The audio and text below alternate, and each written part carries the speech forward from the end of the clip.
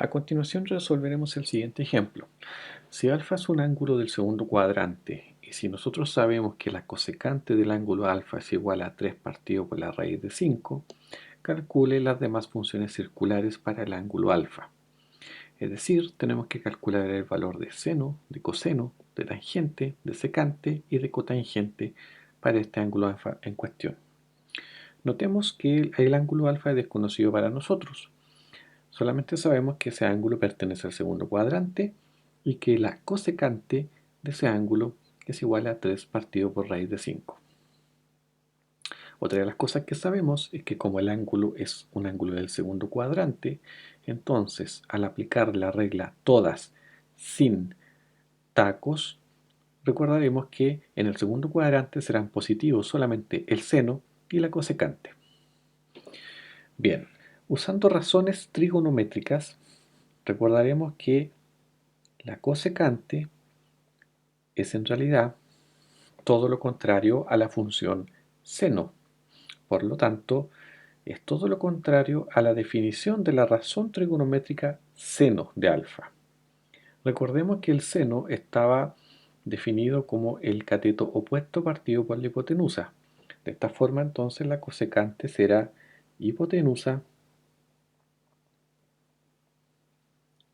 partido por el cateto opuesto. Y eso vale nada más y nada menos que 3 partido por raíz de 5. Esto nos indica a nosotros que podemos asumir sin ningún miedo a cometer un error de que la hipotenusa puede valer 3 y que el cateto opuesto puede ser considerado entonces como raíz de 5. De esta forma, si nosotros dibujásemos un triángulo rectángulo, como el que voy a dibujar acá,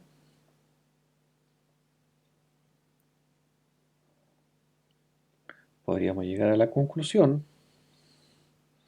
de que si aquí está ubicado el ángulo alfa y acá está ubicado el ángulo recto, entonces el cateto opuesto sería este de acá, el cual puede valer raíz de 5, y el cateto adyacente, la hipotenusa, valdría entonces 3. Lo que quedaría de forma desconocida para nosotros es el cateto adyacente. Sin embargo, el cateto adyacente lo podemos calcular de manera bastante fácil recurriendo a el teorema de Pitágoras, ya que según el teorema de Pitágoras hay una fórmula que nos permite relacionar las medidas de un triángulo rectángulo. Y dice así: el primer cateto al cuadrado más el segundo cateto al cuadrado es exactamente igual a la hipotenusa al cuadrado.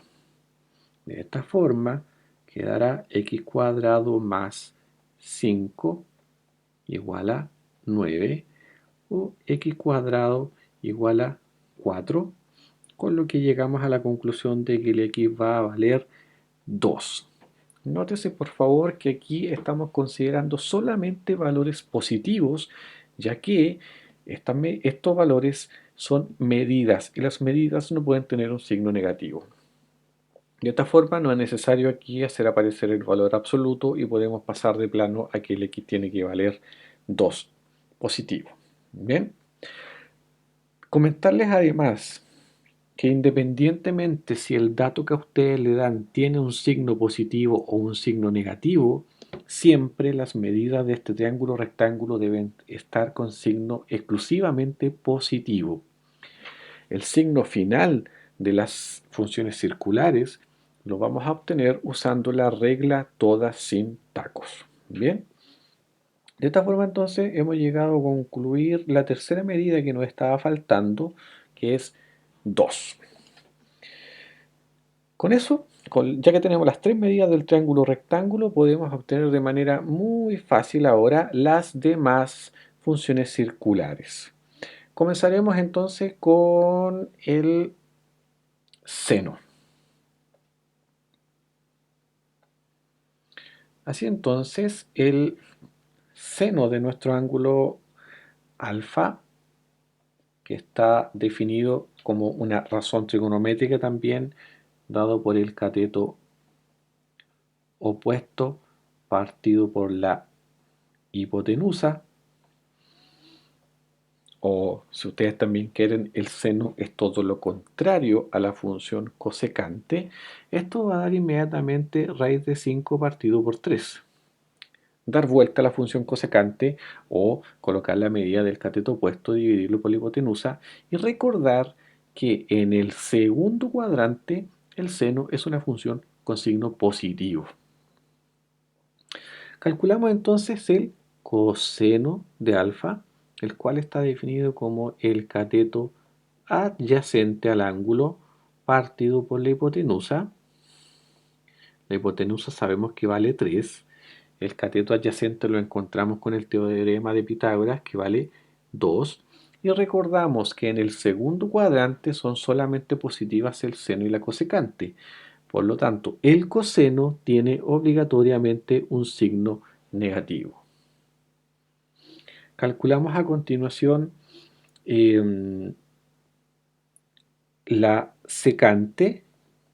La secante está definida como todo lo contrario a la función coseno, por lo tanto esto da menos 3 partido por 2. Podemos calcular entonces ahora la tangente, da lo mismo el orden en realidad en el cual lo calculen, y la tangente se define como el seno del ángulo partido por el coseno del ángulo, es decir, la raíz de 5 partido por 3 dividido menos 2 partido por 3.